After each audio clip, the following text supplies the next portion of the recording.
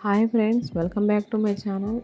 ఈరోజు రెసిపీ వచ్చేసి పెళ్ళిళ్ళలో చేసే వంకాయ కుర్మా అండి. గుమగుమలాడే ఈ వంకాయ కుర్మా టేస్ట్ చాలా బాగుంటుంది. మీరు కూడా ఒకసారి ట్రై చేయండి ఫ్రెండ్స్.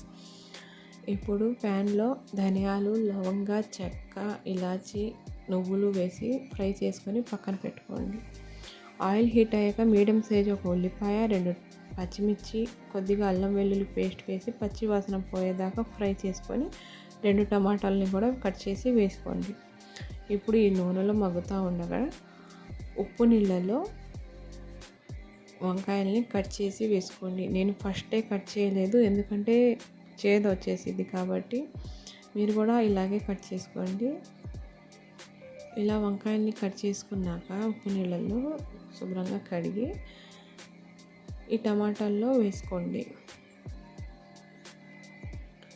ఇప్పుడు ఒకసారి కలుపుకొని పసుపు, కారం, సరిపడా సాల్ట్ వేసుకొని 1 నిమిషం కలుపుకోండి.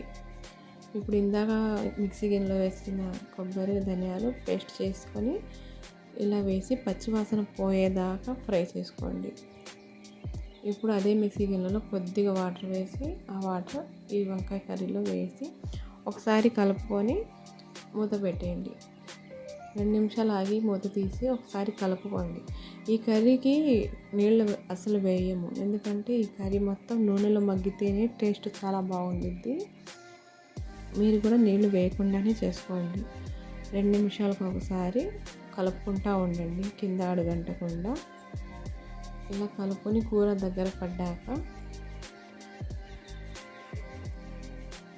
కొద్దిగా కొత్తిమీర వేసుకొని స్టవ్ ఆపేయండి. చాలా అంటే చాలా సింపుల్ అండి ఈ వంకాయ కుర్మా. టేస్ట్ చాలా బాగుంటుంది. మీరు కూడా ఒకసారి ట్రై చేయండి. ఇది నేను అయితే ఫస్ట్ టైం ట్రై చేశాను, చాలా బాగుంది కర్రీ అయితే. మీరు కూడా ట్రై చేయండి. నా వీడియో నచ్చితే లైక్ చేయండి అండ్ ప్లీజ్ సబ్స్క్రైబ్ చేయండి. అండ్ వీడియో లాస్ట్ వరకు చూసినందుకు థ్యాంక్ యూ ఫ్రెండ్స్. కొత్త వాళ్ళని కూడా సపోర్ట్ చేయండి. ఇంకా ఇలాంటి మంచి మంచి వీడియోస్ కావాలంటే నా ఛానల్ ఫాలో అవ్వండి.